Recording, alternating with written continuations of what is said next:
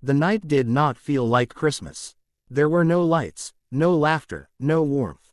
Only a bitter wind cutting through the mountains and a darkness so thick it felt alive.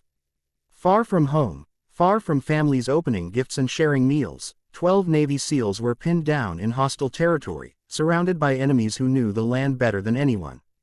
Radio static filled the air where hope should have been.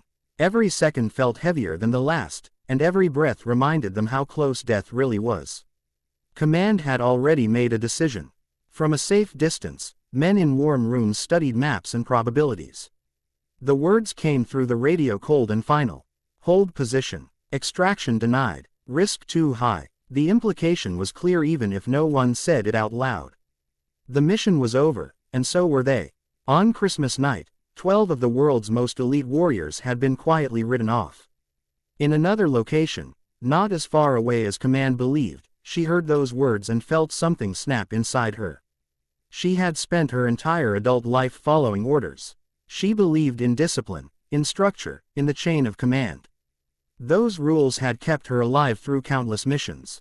But rules were never meant to replace humanity. And tonight, those rules were condemning people she knew, people she had trained with, bled with, and trusted with her life. She looked at the screen, then at the clock. 90 seconds. That was all the time she calculated she had before the situation became irreversible. Weather was closing in, enemy movement was increasing, and the SEALs' ammunition was running dangerously low. She knew the terrain, she knew the enemy patterns. Most importantly, she knew that waiting meant death. The radio crackled again with a repeat of the order. Stand down. Do not engage. Do not move assets. Christmas or not, protocol ruled the night. She did not reply immediately. Her jaw tightened, and for a moment the room was silent except for the hum of equipment. Then she leaned forward and spoke, her voice calm but unbreakable. Negative. I'm going in. There was shouting on the other end. Warnings. Threats of court-martial. Careers flashing before her eyes if she took one step forward. She listened, then calmly removed her headset. She didn't need permission. She needed speed. What most people never understand about moments like this is that courage is not loud. It does not announce itself with speeches or dramatic gestures. Courage is quiet, fast, and decisive. She moved with precision, issuing rapid commands to the small team under her direct control. No explanations, no debates. Everyone there trusted her instincts because they had seen what happened when she trusted them herself. Within seconds, engines were warming. Rotors began to spin, slicing through the freezing air. This was not a full-scale rescue with layers of backup and air support. This was a calculated gamble based on experience and nerve. She adjusted the plan in her head on the fly, factoring in wind speed, visibility, and enemy positions she had memorized from previous operations. Meanwhile, on the ground, the 12 SEALs had stopped expecting rescue. They had switched to survival mode, conserving ammunition and preparing for the worst. Christmas night had become just another date that would never be celebrated again. One of them glanced at his watch and thought of his kids, probably asleep by the tree. Another tightened his grip on his rifle and wondered if this would be the last thing he ever held. Then they heard it. At first, it sounded like the wind shifting through the mountains. Then it grew louder, unmistakable.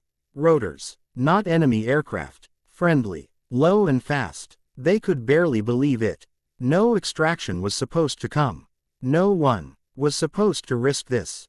But there it was, cutting through the darkness like a promise that refused to die. She brought the aircraft in hot, ignoring standard approach angles. Enemy fire sparked from the ridgelines, lighting up the night in brief flashes. She didn't slow down. Slowing down meant becoming a target. She trusted her timing, her pilot, and her gut. The landing zone was barely a landing zone at all. Rough ground, uneven terrain, and just enough space to make it possible if everything went right. The ramp dropped before the aircraft had fully settled. Her voice cut through the chaos, clear and commanding. Move now. The SEALs didn't hesitate. Training took over. They ran, covering each other, dragging the wounded, never breaking formation even as bullets snapped past them. 90 seconds. That was the window she had given herself. 90 seconds before enemy forces could overwhelm the area. She stood at the edge, scanning, counting heads, refusing to leave anyone behind. One SEAL stumbled, hit in the leg. Without thinking, she moved forward, grabbed him, and pulled him up with a strength born of pure determination. The aircraft shuddered as rounds struck its side. Warning alarms screamed. Still, she didn't order takeoff until she saw all 12 inside. The moment the last man crossed the ramp, she signaled. The aircraft lifted hard, banking sharply to avoid incoming fire. The mountains swallowed the landing zone as quickly as they had revealed it. Silence followed, broken only by heavy breathing and the thump of adrenaline-filled hearts. Inside, the SEALs stared at her in disbelief. Some laughed, the kind of laughter that comes only when death has just missed you. Others sat quietly, heads bowed, processing the fact that they were still alive. Christmas night had almost been their last. Instead, it became something they would never forget. Back at command, chaos erupted. Reports flooded in. Questions were asked. Who authorized this? Who disobeyed a direct order? Her name came up immediately. Some called her reckless. Others called her insubordinate. A few, quietly, called her a hero. She didn't celebrate. She didn't boast. She filled out reports and faced the consequences with the same calm resolve she had shown in the air. When confronted, she spoke simply. They were alive. That was all that mattered. What happened next never made headlines. There were no medals announced on television, no dramatic press releases. Officially, the mission was classified, the details buried under layers of secrecy. Unofficially, her story spread through the special operations community like wildfire. Told in whispers, in quiet moments between missions, usually starting with the same words. You won't believe what she did on Christmas night. For the 12 SEALs, every Christmas after that felt different. The holiday was no longer just about gifts and traditions. It was about survival, loyalty, and the understanding that sometimes one person's refusal to accept a bad order can change everything. She continued to serve, carrying the weight of that decision with her. She knew she had crossed a line, but she also knew she would do it again without hesitation. Leadership, she believed, was not about rank or authority. It was about responsibility. Responsibility to the people who trusted you when the world was falling apart. If this story reminds you why real courage matters, and why stories of warriors who stand up even when the cost is high deserve to be told, make sure you subscribe to the channel Bravo Warrior Stories. By subscribing, you help keep these untold stories alive, stories of sacrifice, loyalty, and moments that define what it truly means to be a warrior. Years later, one of the SEALs would say that the cold of that night never really left him. But neither did the sound of those rotors cutting through the darkness. It became a symbol of something deeper.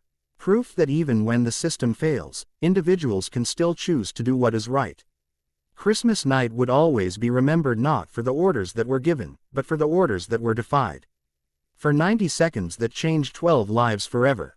And for one woman who looked at impossible odds and decided that leaving her people to die was not an option.